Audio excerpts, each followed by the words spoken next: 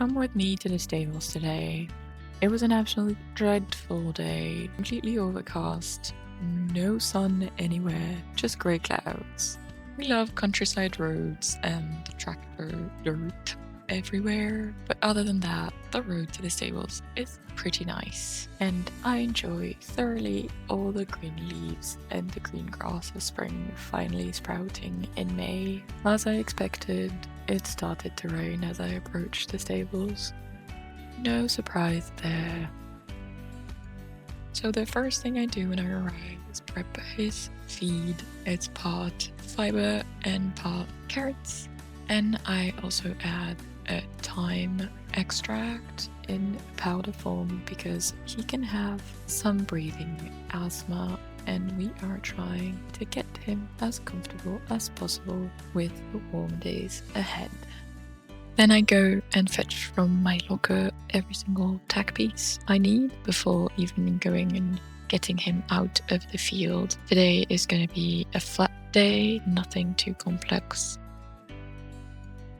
Of course, in the field, we're going to say hi to everyone. So this is Aramis, his friend. This is Vostok, that we lovingly call Tok Tok. And mine is right back there, not giving a care in the world. So I'm gonna give a few scratches and then I'm gonna go fetch him. Of course, he stops to say hi to the neighbors because he is the world's most friendliest horse possible, and I bribe him with a carrot, of course. The reality of Brittany dreadful weather is that it's currently May and it is still soggy and wet and incredibly muddy and slippery. So what is that comic horse stands for? Of course, horses abound, so he needs to wait to say hi because he's the world's most friendliest horse. Now we're gonna give him a good scrub because boy did he roll around in the mud. He can be a very, very ticklish horse, except on the head. He seems to really not mind that much. Now here I am, going to tack up and completely and utterly fiddling with his back, trying to check that there is no more dirt, because as you can see, that horse is taller than me. And I am 1.72 meters high, so I'm a tall gal, and he's probably 175 or 78 centimeters at his withers, so I cannot see if I've missed any spot, so I tend to rub my hand around. Ignore me completely putting on my girth the wrong way around. I totally fixed that when I went to tighten it later on. I guess I'm so not used to filming what I do that I was maybe a bit more concentrated on that than what I was actually doing when I was tacking him up. But no worries, I checked everything and everything was fine. Now we're on the big beast, so I usually start with 5 minutes of just free walking. I really wanted to go outside in the arena, but the weather was absolutely dreadful and I didn't feel like giving a water bath to the saddle. So inside the arena we are. He tends to just walk very casually around. Sometimes he's curious and he'll just rub things with his nose, but he's a really chill guy. Lately we are very concentrated on going back to the basics. For him to work correctly on the bit with a good hind leg engagement, and for me, basic position issues.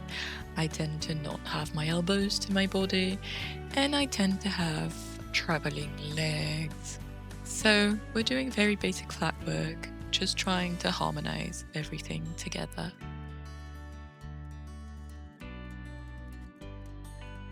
One specific thing about this horse is he is such a big mover. It might not appear so much on videos, and that was something that quite surprised me the first time I ever rode him. He looks very chill and very cool, and once you're on top of the saddle, you realize that that is quite the sport session. You get very, very easily winded. The movements are very big and ample, so you have to be really, really soft all around your body to be able to follow him correctly. And of course, I am still struggling on some of those aspects.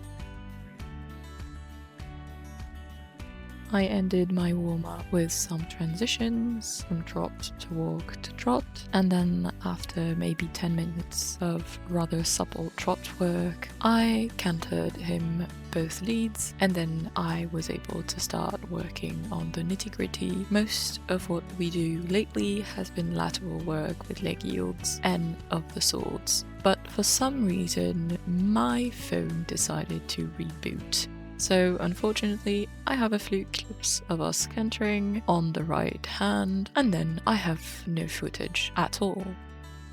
Sorry.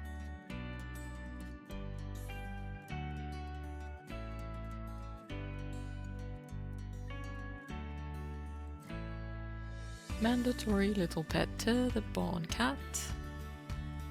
She is the softest. A quick spot of grease on the saddle and the different tack.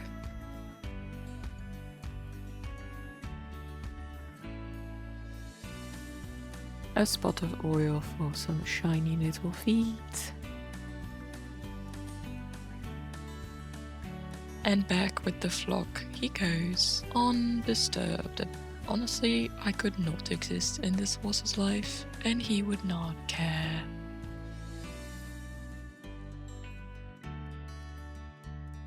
Some of the neighbors are apparently enjoying the soft, warm weather lately and having a good nap.